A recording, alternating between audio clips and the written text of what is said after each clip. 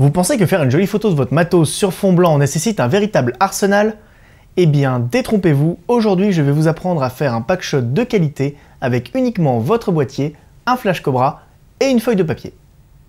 Ouais, je vous jure.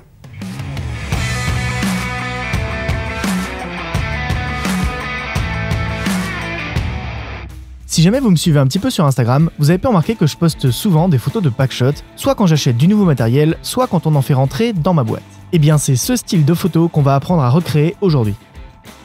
Pour ce tutoriel, vous allez avoir besoin de 3 choses. Un appareil photo réflexe ou hybride, tant qu'il possède une griffe flash, un flash Cobra, et enfin une feuille de papier photo format A3 ou plus si vous avez. Et si vous n'avez pas de feuille A3, eh bien plan B, vous prenez 2 feuilles de papier A4 que vous allez scotcher l'une à l'autre.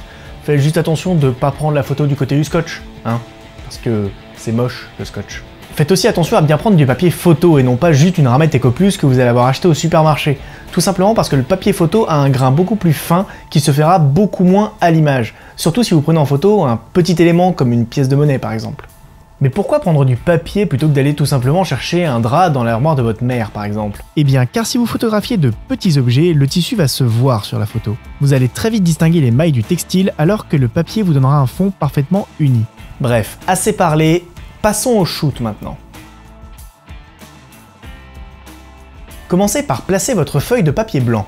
Ensuite, positionnez votre sujet de la manière que vous préférez. Dans mon cas, ce sera de 3/4 car je trouve ça plus esthétique, mais vous pouvez aussi le prendre de face ou de profil.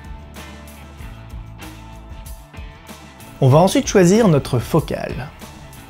Afin de préserver une certaine perspective, je vais choisir 50 mm. Mais vous pouvez par exemple décider de prendre 35 mm si vous souhaitez grandir votre sujet, ou encore 100 mm qui va cette fois-ci écraser vos lignes de perspective. Tout dépend de votre sujet et du rendu que vous souhaitez donner.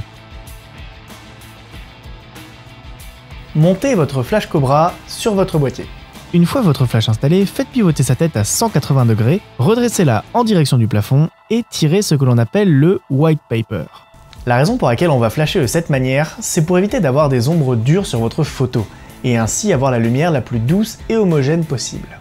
On va ainsi se servir de notre plafond comme d'une immense toile de réflexion, et notre white paper va venir juste un petit peu rehausser la lumière à l'avant de notre sujet.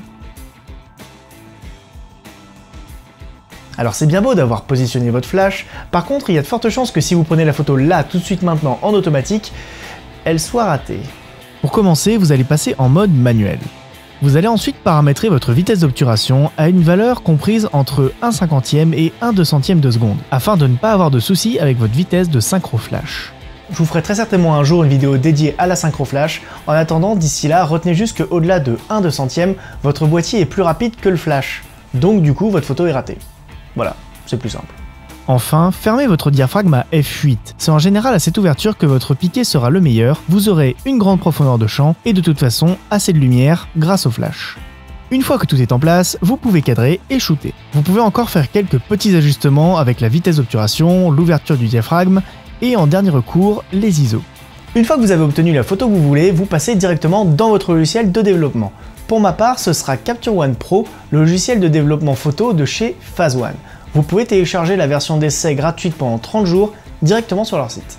Une fois dans Capture One, vous pouvez faire quelques ajustements à votre image, notamment modifier sa dynamique en rehaussant au besoin les ombres, en ajustant un peu la clarté, en accentuant un chouïa la netteté, et enfin en ajustant le point blanc de votre image à l'aide de l'outil courbe ou niveau. A noter que Capture One possède une courbe RVB comme tous les logiciels de développement, mais également une courbe Luma qui permet de modifier la luminosité sans influencer la densité des couleurs.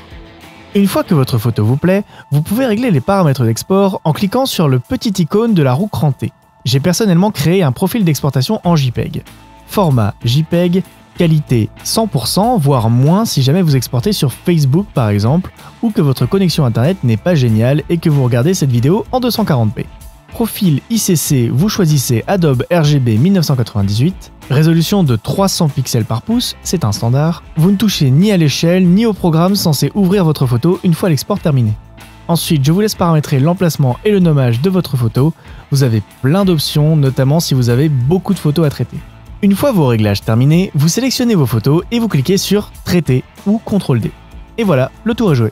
N'hésitez pas à me partager en commentaire sur Facebook vos photos de packshot afin qu'on puisse en débattre tous ensemble. C'est toujours hyper instructif de soumettre ces photos à la critique. J'espère que cette vidéo vous aura plu. Si jamais c'est le cas, n'hésitez pas à défoncer le petit pouce bleu et à partager cette vidéo auprès de tous vos amis sur les réseaux sociaux. Moi je vous dis à la semaine prochaine pour une nouvelle vidéo et d'ici là, n'oubliez pas de filmer, apprendre, progresser.